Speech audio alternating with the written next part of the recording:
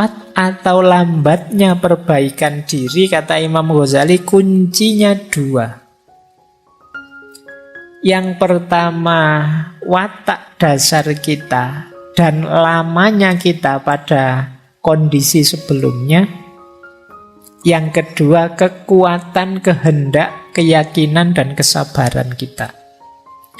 Ada orang yang watak dasarnya pemarah, dan puluhan tahun dia jadi orang pemarah. Nah, ini untuk berubah jadi sabar lebih lama. Tidak masalah, tapi bisa, pasti bisa. Manusia itu tidak ada yang paket tidak bisa diubah, pasti bisa. Cuma prosesnya agak lama. Jadi kekuatan asalnya dan lamanya. Makanya kalian kalau punya sifat negatif, jangan lama-lama kamu nikmati sifat negatifmu. Karena semakin lama kamu jalankan, semakin sulit mengubahnya nanti. Jadi kalau sadar itu jelek, segera latihan untuk berubah. Ternyata aku itu cerewet ya, ayo latihan. Biar tidak cerewet gimana caranya, mungkin latihan agak pendiam. Entahlah kamu pakai strategi apa kamu tutup mulutmu, atau kamu ben enggak cerewet lagi. Nah, ini namanya latihan untuk mengubah. Dan ini memang prosesnya tidak sederhana, tidak semudah diceramahkan. Kamu harus memulai, kemudian secara sabar mengubah diri pelan-pelan. Mungkin setiap waktu berkurang 1%, 1% sampai 100% berubah. Tidak mungkin revolusioner tiba-tiba berubah, kecuali mungkin hidayahnya Allah yang mungkin seperti itu. Tapi perhitungan rasionalnya ya semakin kita lama di sifat yang lama, perubahannya juga tambah lama. Dan yang kedua, kekuatan niat kita. Kekuatan niat ini ya kalau tidak pakai niat ya lama. Tapi kalau niatnya serius bisa lebih cepat. Kan kadang-kadang kita itu tidak percaya diri, akhirnya lama. Ada yang mantap sekali, bisa lebih cepat. Jadi ini dua kuncinya keberhasilan kita untuk tazkiyatun nafas, membersihkan jiwa. Nah, dasarnya tazkiyatun nafas, yang pertama kita harus tahu state of soul kita, kondisi jiwa kita. Sering saya pakai istilah kolb tadi, hati itu ada 3 istilah. Ada kolbun mayit, ada kolbun marid, ada kolbun salim. Hati yang mati, hati yang sakit, dan hati yang sehat. Kondisi jiwa kita ada di mana sekarang? Hati yang mati itu berarti kondisi jiwa kita namanya amarah. Amarah itu kondisi jiwa yang nyaman dalam keburukan. Tidak ada rasa tidak enak sama sekali kalau melakukan kejahatan. Ini kolbun mayit, hati yang mati. Menyakiti orang tapi seneng, rasa no kamu. Nah, itu berarti amarah. Kolbnya kolbun mayit. Ayo coba ya kita, semoga tidak ada di sini lah. Kalau ada cepat-cepat berubah. Bohong tapi seneng, ini yang biasanya bikin hoax. Bikin berita palsu, terus banyak orang ketipu, terus seneng. Wah, ternyata hoaxku sukses loh ya. Nggak ada menyesal-menyesalnya sama sekali. Jangan-jangan hatimu sudah mati. Melakukan kejahatan kok seneng, melakukan dosa kok bangga. Nah, ini berarti kita ada di level amarah. Semoga paling tidak kita ada di level lawamah, atau alhamdulillah kalau mulhamah. Lawamah itu kondisi jiwa yang terjadi pertarungan di dalamnya antara yang baik dan yang buruk. Enaknya aku ini bohong apa jujur ya? Kalau bohong nanti kok dosa, tapi kalau jujur nanti aku tidak dapat apa-apa. Nah, itu kan pertarungan-pertarungan. Nah, jiwa yang lawamah bertarung tapi kalah. Akhirnya tetap bohong. Dan kemudian menyesal. Nah, ini lawamah. Kayak kalian buka HP terus diarahkan ke situs-situs yang tidak beres itu. Ini kalau tak klik mesti muncul gambar yang itu. Tak klik enggak ya? Tak klik enggak ya? Tapi kalau tak klik dosa. Tapi kalau enggak tak klik kok eman-eman. Siapa tahu ada yang baru. Misalnya. Itu kan pertarungan itu dalam jiwamu luar biasa. Kok terus kamu nekat. Terus kamu buka terus. Wah, ternyata gambar yang kemarin sama saja. Tapi terus kamu nonton. Terus kamu nyesel. Ngerti gini enggak tak klik tadi. Kamu sering nyesel karena melakukan kesalahan. Jiwamu lawamah. Lebih bagus daripada amarah, karena kalau amarah kamu tidak menyesal sama sekali. Kalau lawamah kamu tahu itu dosa dan menyesal. Alhamdulillah kalau sudah mulhamah. Mulhamah itu ya satu akar kata dari alhama yulhimu ilhaman. Dianugerahi oleh Allah ilham untuk milih kebaikan.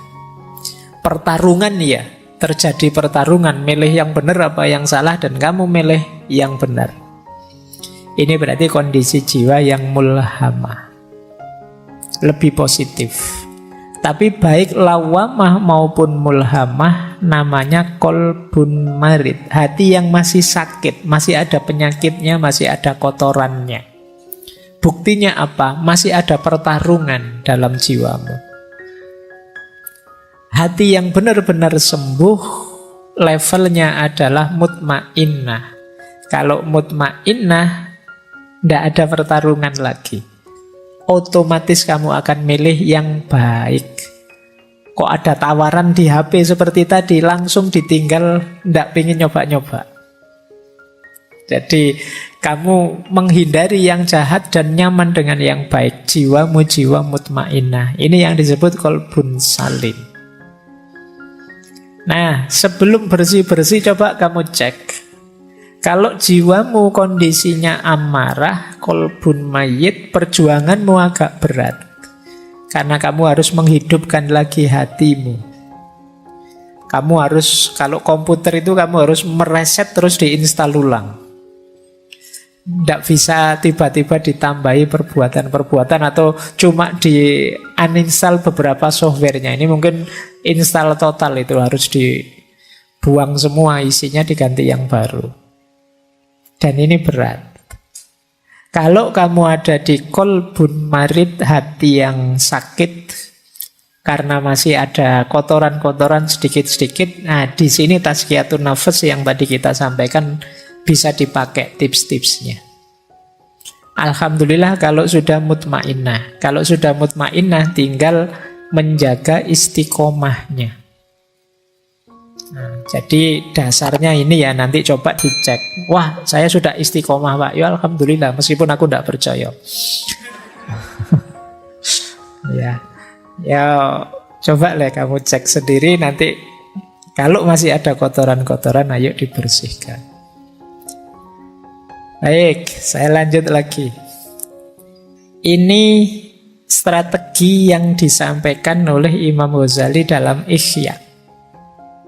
Untuk melakukan tazkiyatun nafas, jalannya 3. Yang pertama ilmu dan keyakinan, yang kedua riyadoh, dan yang ketiga mujahadah. Masing-masing ulama nanti punya tips, punya jalan sendiri-sendiri. Kalau ini saya ambil dari Ihya. Yang pertama apa? Ilmu. Tentu saja harus tahu ilmunya. Makanya malam hari ini itu kita konteksnya konteks ilmunya masihan. Kita belajar bagaimana tazkiyatun nafas yang pas, yang cocok, yang benar, yang sesuai. Jangan sampai kita ingin bersih-bersih malah mengotori. Mungkin karena sapunya tidak cocok. Nah, di sini perlunya ilmu. Kalau sudah dapat ilmunya, mantaplah, yakinlah. Kalau masih ragu-ragu, kalau masih belum yakin, ya agak berat. Apa-apa itu kalau setengah-setengah, yakinnya kan tidak maksimal. Jadi kalau sudah dapat ilmunya yakinlah, baru kemudian riyadhah. Riyadhah itu makna letternya sebenarnya latihan. Nah, Imam Ghazali mengutip gagasannya, ada banyak yang dikutip. Saya ambil dua, Yahya bin Mu'az Ar-Razi dan Sufi besar Sahal Al-Tustari. Kalau riyadhah versi Syekh Yahya bin Mu'az Ar-Razi, yang dilakukan apa? Menjaga makanan, menahan mata, mengendalikan mulut, dan pemaaf. Jadi menjaga makanan berarti puasa lebih simpel, atau makan jangan berlebihan. Kemudian tidur juga jangan berlebihan, menahan mata. Kemudian mengendalikan mulut dan pemaaf.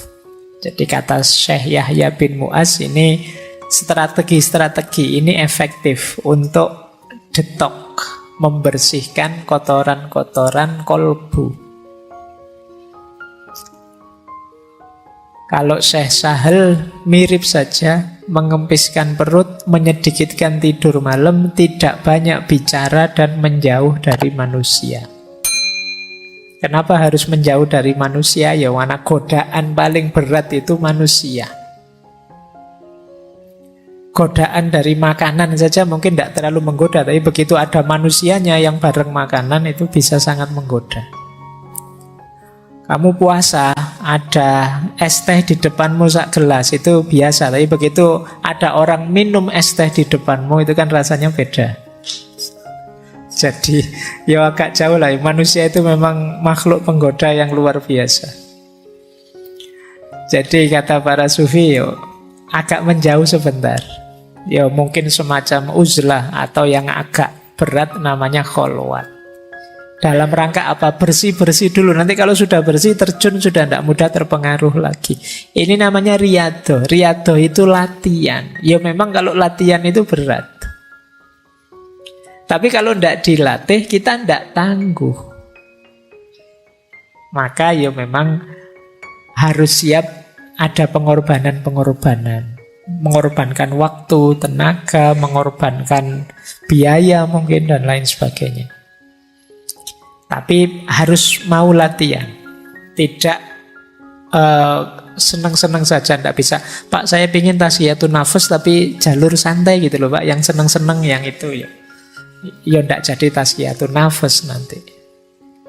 Nah, kalau riyadhah bisa kita jalankan, harus diimbangi juga dengan mujahadah. Kalau mujahadah itu azam yang kuat, amal baik diperbanyak, sabar dan istiqomah. Niatnya yang kuat, diisi lebih banyak amal baik, kemudian sabar serta istiqomah. Jadi ilmu, keyakinan, riyadhah, dan mujahadah. Ini tips untuk tazkiyatun nafas dari kitab Ihya Ulumuddin. Saya lanjutkan. Kalau ini level-levelnya, ini rankingnya. Teman-teman sampai ranking berapa saya tidak tahu. Pembersihan jiwa. Ini dalam tasawuf, ya tentu saja bersih-bersih paling dasar itu bersih dari dosa, maksiat. Ini kelas 1. Kelas 1 maksudnya kelas paling awal ya, bukan kelas 1 itu kelas VIP. Jadi kelas paling dasar. Kalau kita masih belum bisa bertarung melawan dosa dan maksiat, ya naik ke level atasnya masih berat. Jangan dibantah biasanya terus, Pak, manusia itu kan wajar, makhlul khotok wan nisyan, Pak. Ngayalmu kan sering begitu. Iya, tapi maksudnya sirna segala dosa itu di batin kita tidak ada niat, tidak ada keinginan secara sengaja melakukan dosa. Tidak nabrak norma secara sadar. Itu level awal. Tahu salah ya dihindari, tahu dosa ya tidak ditabrak. Bahwa kadang-kadang ada khilaf, lupa, tergelincir secara tidak sadar, ini manusiawi, bisa kita ikuti dengan tobat. tapi tidak secara sengaja melakukannya. Itu level awal tadi yang dimaksud sirna segala dosa. Begitu sadar, saya salah ngomong, kepleset ngomongnya. Sebenarnya tidak pengen mesuh, tapi lihat wajahmu tiba-tiba keluar begitu saja misalnya. Ini kan tidak sadar. Nah ini terus kamu bisa tobat. Tidak niat kok tadi. Beda dengan secara sengaja memang pengen mesuh niat. Nah, itu kita harus sirna dari yang ini tadi, yang terakhir, yang sengaja niat pengen menjalankan dosa. Kalau sudah lulus dari level pertama bersih-bersih, bisa naik lebih tinggi. Membersihkan diri dari segala keterikatan selain Allah. Keterikatan itu berarti ketergantungan. Bahwa kita hidup ini memerlukan macam-macam, iya, memerlukan bantuan orang lain, memerlukan dukungan orang lain, pasti yang kita bukan makhluk superpower, tapi tidak ada yang kita tergantung. Tidak ada yang kita terikat sedemikian rupa. Terikat itu berarti kalau tidak kamu, saya tidak mungkin bisa begini, ini namanya terikat. Kalau tidak karena pertolonganmu teman, saya tidak bisa sesukses ini. Maka kamu harus nolong aku terus. Ini namanya terikat. Satu-satunya keterikatan yang sah itu ya hanya dengan Allah saja. Maka hal-hal yang di luar Allah jangan sampai menghalangi kita dekat dengan Allah. Jadi level 2 bebas dari segala keterikatan. Kalau ini sukses, naik ke level yang lebih tinggi lagi, yaitu bebas dari keakuan. Biasanya orang itu yang sudah sukses di level 2, itu terus merasa bangga dengan dirinya bahwa aku loh bisa bersih, aku loh bisa sukses melepaskan segala keterikatan. Ini level keakuan. Kita lupa bahwa keberhasilan kita itu hakikatnya anugerahnya Allah, pertolongannya Allah. Nah, maka level 3 apa? Bersih-bersih aku. Kalau kita sukses di level 3, otomatis kita akan sampai ke level 4. Yang tersisa hanya Allah saja. Di level 2 tadi, yang selain aku bersih. Di level 3, bahkan aku pun bersih sekarang. Maka ketika kita bersih dari level 3, otomatis kita sekarang sampai ke level 4. Yaitu hanya Allah saja. Inilah level-levelnya tazkiyatun nafas. Nah, tidak apa-apa ya, sudah 9:30, nanti dialognya setengah jam saja. Ini 4 penghalang, masih dari Ihya ya. Hati-hati dengan 4 hal ini, bukan berarti kamu tidak boleh memiliki, tapi dia bisa menghalangimu dari Allah. Yang pertama harta, yang kedua pangkat kedudukan, yang ketiga fanatisme, taklid, dan yang keempat dosa atau maksiat. Harta bisa membuat kita lupa diri, jauh dari Allah. Solusinya kata Imam Ghazali, banyak sedekah.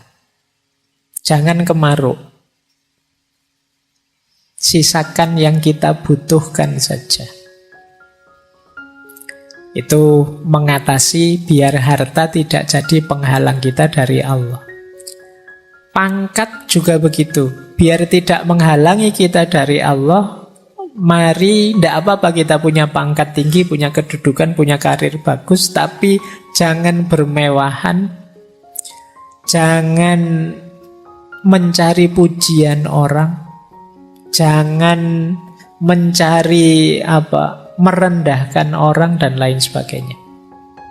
Menganggap orang lain lebih rendah, ingin terkenal, ingin dipuji, ingin bermewahan. Jadi hartanya sekian ratus M misalnya, karena jadi pegawai pajak misalnya. Tidak salah itu, mungkin ya diperoleh, mungkin jalurnya resmi, cuma itu yang disebut bermewahan. Bermewahan itu mungkin jalurnya legal, tapi akan menghalangi kita dari yang hak, dari Allah. Kenapa? Karena kita sibuk dengan harta. Maka pangkat dan kedudukan harus kita kelola secara positif. Harta juga begitu. Ada lagi yang menghalangi kita dari hak fanatisme, taklid. Baik pada kelompok, aliran, orang, tokoh, atau siapapun. Ini bisa jadi hijab kita untuk dekat kepada Allah. Bisa menggeser orientasi harusnya ke Allah, tapi ke yang kita takliti atau kita fanatiki. Dan yang keempat tentu saja maksiat. Maksiat itu pasti akan jadi hijab kita dari Allah. Baik, masih ada. Ini petunjuk praktis. Nanti teman-teman coba direnungi ya. Ini menarik. Imam Ghazali memberi petunjuk praktis dalam Ihya. Ini saya agak merangkum dari kitab Ihya. Kotorannya apa, jalan bersih-bersihnya apa. Yang pertama kata Imam Ghazali, kotoran jiwa dalam aspek syahwatnya perut dan bawah perut. Jalan tazkiyatun nafasnya dua. Yang pertama puasa. Yang kedua menikah. Jadi kok ujian kalian selalu saja urusannya perut dan bawah perut? Satu di antara dua. Kalau bisa menikah, menikahlah. Kalau enggak, puasalah. Syukur-syukur bisa dua-duanya, ya puasa ya menikah. Jadi jalan bersih-bersihnya itu. Kalau sudah menikah, itu kan syahwat kemaluan terkendali. Ada jalurnya untuk dilampiaskan secara halal. Syahwat perut bisa dikendalikan lewat puasa. Jadi maka bersih-bersih syahwat perut dan kemaluan bisa lewat puasa, bisa lewat menikah. Kalau kotoran yang muncul dari lisan, dari mulut, ada 4 jalannya. Yang pertama tafakkur, yang kedua zikrullah, yang ketiga muhasabah, muraqabah, mujahadah, agak berat. Yang keempat ingat mati. Padahal ini cuma mulut saja, berarti betapa bahayanya mulut itu. Jalan bersih-bersihnya banyak. Tafakkur itu kita sibukkan pikiran kita dengan Allah dan kekuasaan dan keindahannya. Itu tafakkur. Ketika kita sibuk dengan Allah, mulut kita tidak akan ngomong yang aneh-aneh lagi. Atau sudahlah, daripada ngomong yang aneh-aneh, mulut kita secara sengaja kita buat pikir saja, aman sudah. Atau muhasabah, muraqabah, mujahadah. Ini sederhananya adalah kita sadar Allah selalu mengawasi. Ini membuat kita terjaga. Mau maki-maki, diawasi Allah, malu saya. Mau ngomong jelek, malu saya. Ini muraqabah. Bisa untuk obatnya penyakit lisan. Dan yang keempat, ingat mati. Jadi kita sadar bahwa akhir hidup kita pasti maut, mati. Dan kita tidak tahu kapan hadirnya itu. Maka akan lebih mengontrol diri kita. Terus yang ketiga, kalau ada penyakit marah, dengki, iri hati, jalan tazkiyatun nafasnya yang pertama dengan sabar dan syukur, memaafkan dan kasih sayang, yang ketiga membaca Al-Quran. Sabar dan syukur berarti ini nanti bisa mengatasi dengki dan iri kita pada orang lain. Jadi kita itu kan marah pada orang sampai kemudian kita dengki dan iri padanya karena kita tidak sabar terhadap dia. Kalau kita bisa menghidupkan kesabaran dan kita bisa bersyukur dengan apa yang kita miliki, kita tidak akan iri. Apalagi kita bisa memaafkan dan berkasih sayang dengan orang lain, kita tidak akan marah, dengki, dan iri. Kalau masih sulit, ayo sibuk mengaji saja, baca Al-Quran.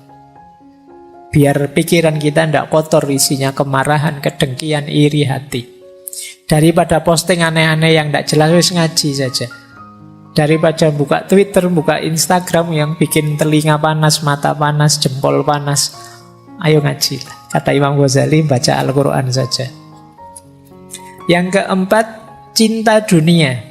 Cinta dunia bisa kita bersihkan dengan ingat mati, taubat, dan zuhud. Semakin kita ingat mati, semakin kita tidak cinta dunia. Semakin kita bertobat, semakin kita tidak cinta dunia. Semakin mental kita terbentuk zuhud, kita tidak akan cinta dunia. Nyambung dengan cinta dunia, cinta harta dan kikir. Tipsnya 2, zakat, infak, sedekah. Yang kedua zuhud. Ini masuk akal, karena kalau kita terlalu cinta harta, biasanya berat untuk zakat, infak, apalagi sedekah. Maka dengan membiasakan diri berinfak, bersedekah, dan berzakat, insya Allah cinta kita pada harta bisa terkikis. Apalagi kalau kita bisa membangun jiwa yang zuhud, yang tidak terjebak oleh cinta duniawi. Yang keenam, cinta kedudukan dan riya. Riya itu ingin pamer. Biasanya orang itu kalau sukses, kalau berhasil itu muncul keinginannya riya. Jangankan kesuksesan besar, kadang sukses kecil saja kamu ingin pamer. Kamu misalnya, wah fotoku kok bagus ya, ini angle-nya pas itu. Wah, terus kamu cepet-cepet ingin posting, ingin pamer. Padahal itu kebetulan, itu pun ya filter saja. Pengen pamer. Pokoknya opo-opo kamu pengen tampil, pengen pamer. Kamu eman-eman kalau ada momen hidupmu yang menurutmu bagus dan orang lain tidak tahu. Ini harus tahu semua ini. Nah, kamu dapat nilai A misalnya, kamu foto itu di anumu, terus kamu besarkan, kamu alhamdulillah ternyata usaha tidak mengkhianati hasil misalnya. Nah itu kamu hari ini itu wes kelakuanmu begitu. Kata Imam Ghazali, mental pamer ini bisa dididik dengan uzlah. Uzlah itu menjauh sebentar. Kenapa kamu ingin pamer? Ya karena kamu banyak teman terlibat terus dengan mereka, sehingga ada kecenderungan ingin lebih tinggi, sehingga terus kamu pamer ke mereka. Kalau kamu agak uzlah, menarik diri, kamu tidak ingin pamer. Mau pamer ke siapa wong yo? Kamu sedang menarik diri, tidak bercampur dengan mereka. Jadi melatih jiwa untuk tidak pamer itu antara lain uzlah. Sementara obatnya takabur dan ujub. Takabur itu sombong, ujub itu merasa besar. Takabur itu merasa lebih tinggi dari yang lain, ujub itu merasa diri luar biasa, lupa bahwa semuanya anugerahnya Allah. Itu obatnya 3, tauhid, tafakkur, dan sholat. Pak, saya sudah rajin sholat loh Pak, tapi rasanya kok masih sombong Pak, sholatmu kurang beres. Karena sholat itu harusnya tanha anil fahsya wal mungkar. Baik, ini nanti coba ya teman-teman praktekkan. Kalau ini lebih praktis dari Imam Ghazali. Coba kita punya penyakit jiwa apa, kotoran jiwa apa, kemudian kita coba membersihkannya dengan tips-tips dari Imam Ghazali tadi. Terakhir, saya akhiri dari Syekh Abdul Qadir Jailani dari Sirrul Asror. Hati-hati, mungkin kita sudah merasa beres, tapi jangan sampai ada penyusup. Penyusup itu kita tidak sadar masuk.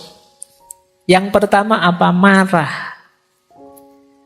Karena yang kalian inginkan tidak terjadi, terus kalian marah. Begitu marah itu masuk, kata Syekh Abdul Qadir Jailani, ini seperti cuka yang merusak madu. Dia akan merusak keimanan kita pada Allah. Orang marah itu kan orang yang tidak terima, kok ini yang terjadi. Ini marah dia. Hati-hati, marah itu penyusup yang merusak jiwa. Begitu kalian sadar sedang marah, cepat-cepat dinginkan diri, menjauh sebentar. Yang kedua, hasud, dengki. Tidak terima kalau orang yang dia benci sukses. Tidak suka kalau orang yang dia benci mendapatkan keuntungan. Hasud, kata Syekh Abdul Qadir Jailani, membakar kebaikan seperti api membakar kayu. Yang ketiga, ghibah. Wow, ini hari ini kan peradaban kita peradaban gosip. Ghibah. Kalimatnya Syekh Abdul Qadir Jailani ngeri dalam Sirul Asrar. Ghibah itu jauh lebih buruk daripada zina. Nanti kalian renungi ya, efek destruktifnya ghibah. Gosip itu bisa merusak tidak hanya orang yang melakukan ghibah atau yang bersangkut dengan ghibah, itu bisa menyebar kemana-mana sampai level nasional, bahkan mungkin bisa ada gosip level internasional. Nah, nanti kalian coba itu merusaknya bisa lebih masif. Makanya kalau kalian gosip jangan tanggung-tanggung, ini gosip level internasional. Tapi itu lebih buruk daripada zina, kata Syekh Abdul Qadir Jailani. Yang keempat, fitnah. Kalimatnya menarik. Syekh Abdul Qadir Jailani bilang, fitnah itu seperti sesuatu yang tertidur. Allah melaknat siapapun yang membangunkannya. Orang yang memfitnah berarti dia sedang membangunkan sesuatu yang tidur, yang itu dia dilaknat oleh Allah gara-gara itu. Orang bakhil, pelit. Orang pelit itu tidak akan masuk surga meskipun dia abid atau zahid. Dan memang logikanya tidak mungkin seorang abid atau seorang zahid itu pelit. Kalau ada, ya mungkin abid dan zahidnya perlu dipertanyakan. Yang terakhir, riya. Ini pamer tadi ya, ini syirik khafi. Ini namanya mufsid. Jadi 6 hal ini halus sekali, kadang masuk dalam diri kita dan kita tidak sadar. Marah, hasad, ghibah, fitnah, bakhil, dan riya. Nanti kita cari apakah ada atau tidak dalam diri kita aspek-aspek ini. Masih ada. Wes enggak apa-apa sisan ya, nanti dialognya lebih jam 10 dikit enggak apa-apa. Jangan tertipu, kata Imam Ghazali terakhir ini. Ini wahai orang-orang baik, kalian kan orang baik ini. Yang lebih mudah tertipu. Ini saya ambil dari Al-Kasfu wa Tabyin yang dulu pernah kita bahas satu sesi full. Hati-hati, biasanya orang baik, mukmin yang sudah merasa di jalan yang benar, itu biasanya terlalu besar rojaknya sehingga sembrono, bersandar pada ampunannya Allah saja. Ini termasuk orang yang tertipu. Alah, nanti semua masuk surga kok. Alah, ya misalnya memang benar begitu, tapi jangan kemudian konotasinya aku mau ngapain saja, sembrono saja boleh lah, nanti tetap masuk surga kok. Ini yang tidak boleh. Kalau kita punya mental seperti itu, berarti kita orang yang tertipu. Hati-hati dengan rumus, alah Allah itu maha penyayang kok, diampuni, dosa kecil-kecil gitu aja. Wudu saja rontok semua dosanya. Bahwa mungkin dengan wudu dosa kita rontok, tapi yang bahaya adalah kesembronoan kita, peremehan kita pada dosa-dosa. Nah, itu yang tidak boleh, bersandar pada ampunan Allah saja. Jangan-jangan ini yang membuat Allah tidak ridho pada kita. Kata Imam Ghazali yang kedua, bersandar pada kebaikan gurunya atau orang tuanya. Gurumu sih hebat, tapi kan tidak mesti kamu sehebat dia kalau tidak menjalankan amal baik sebagaimana mereka. Orang tuamu juga hebat, tapi mengandalkan orang tua, mengandalkan guru tidak cukup. Hari ini kan sering itu di medsos itu pertandingan. Wah, lebih bagus ustadzku dong. Wah, lebih lurus guruku dong. Wah, lebih... Nggak, guru-guru kalian itu orang hebat semua, orang canggih semua, pasti orang-orang soleh semua. Yang penting kalian itu loh, sudah meneladani apa dari mereka? Sudah mendekatkan kualitas dirimu selevel mereka atau belum? Kata Imam Ghazali, barang siapa mengira dirinya selamat dengan ketakwaan ayahnya. Berarti ia sama dengan orang yang mengira dirinya akan kenyang jika ayahnya makan, atau merasa hilang dahaganya jika ayahnya minum. Yo, bapaknya yang makan terus kita yang kenyang, apa bisa begitu, kata Imam Ghazali. Ya ustadzmu hebat, orang tuamu hebat, tapi kalau kamu hanya membanggakan mereka dan tidak ngapa-ngapain, ya kamu tidak selevel mereka. Tidak berarti kamu selamat dengan mengikuti ustadz yang hebat yang selamat. Karena kuncinya selamat itu ya dengan menjalankan kebaikan-kebaikan seperti mereka. Tidak hanya sekedar followernya. Pak, saya sudah subscribe loh Pak. Tidak hanya itu.